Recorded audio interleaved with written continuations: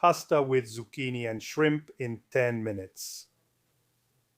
So the only solution is to use the frozen zucchini and shrimp mix. Look, when I'm in a hurry, I have to admit,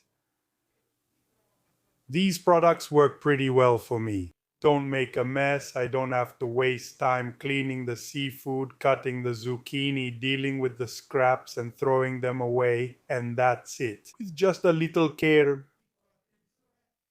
you end up with a really tasty dish. Trust me, let's make this pasta together. Let's get started. So first of all, since the water is boiling, I add salt and put the pasta in to cook. So I finally chop the garlic, then I chop a bit of parsley, which will be used at the end. But as you know well, if you follow me, for convenience, I always cut it beforehand, also because there's a bit of time before the pasta finishes cooking. So, by the way, I remind you that my 2 cookbooks are available only on Amazon worldwide. Just search for Carlo Gaiano and you'll receive them in at most 2 days. Figured I'd mention it now. Now I'm adding some extra virgin olive oil to the pan. In the oil I add some crumbled ciugina. This is to give it a little extra kick. If you have it, add it. And don't worry, it just gives a little extra kick, you won't really taste it. Then I add the garlic. On low heat, I let the garlic brown and the ciugina melt. I added the zucchini and the shrimp, almost completely thawed.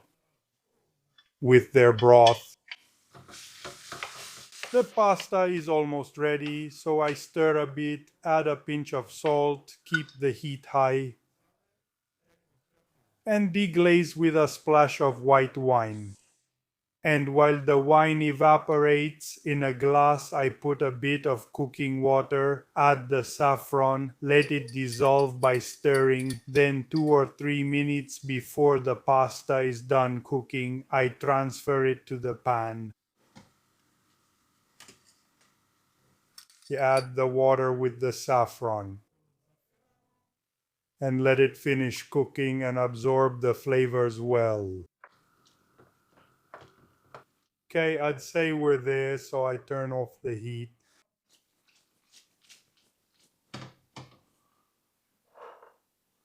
So you add a few pieces of nice cold butter so it creates a nice creamy texture, and I stir it in with the heat off. Listen to this. Then after a generous grating of lemon zest, please, as I always tell you, only the yellow part,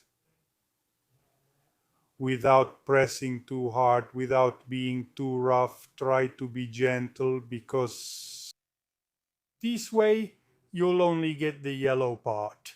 Remember, the white part is very bitter. Preferably organic lemons, the ones from your neighbor's tree, the ones from the tree in your garden. Then I add a little bit of parsley. If you like, a bit of chili pepper. One last stir. And onto the plate. So, let's see.